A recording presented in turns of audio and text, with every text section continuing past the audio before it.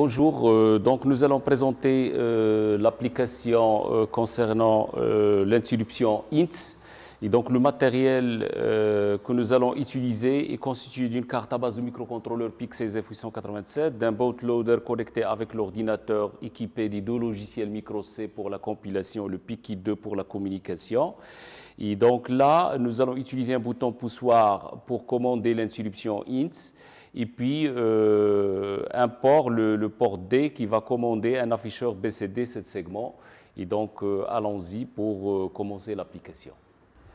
Bonjour, nous allons commencer une nouvelle application qui va traiter les interruptions, en particulier l'interruption INT du microcontrôleur PIC16F887. Donc nous allons tout d'abord expliquer le programme, donc le programme principal tout d'abord, le main. Donc ici, on va programmer les deux ports D et C en sortie. Ensuite, un seul H égale à 0 pour travailler avec le port B comme étant numérique et non analogique, puisqu'on va brancher l'interruption INT sur RB0.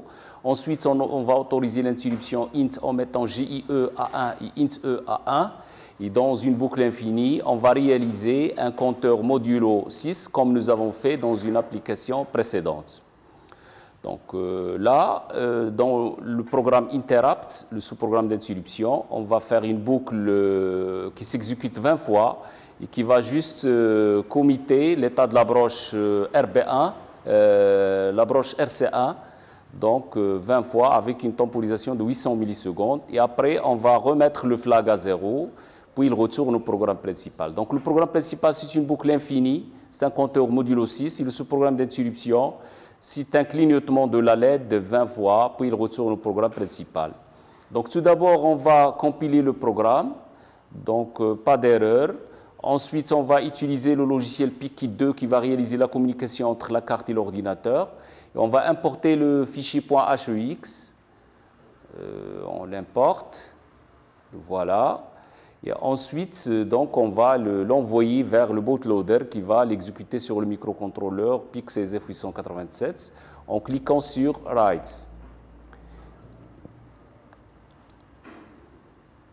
Donc, si on regarde après une étape transitoire, donc automatiquement il y a la boucle infinie qui s'exécute, c'est le compteur modulo 6 qui compte de 0 jusqu'à 5 avec une boucle infinie. Donc, si on ne touche pas le RB0, le programme il reste tout le temps un compteur modulo 6. Mais si jamais quelqu'un arrive et appuie sur le bouton poussoir, donc automatiquement il sort du programme principal pour se brancher sur le sous-programme d'interruption qui est le clignotement de la LED 20 fois, puis retour au programme principal.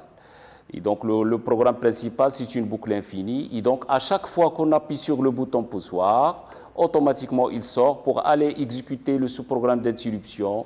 Puis, une fois terminé, il revient vers le programme principal qui est un compteur modulo 6.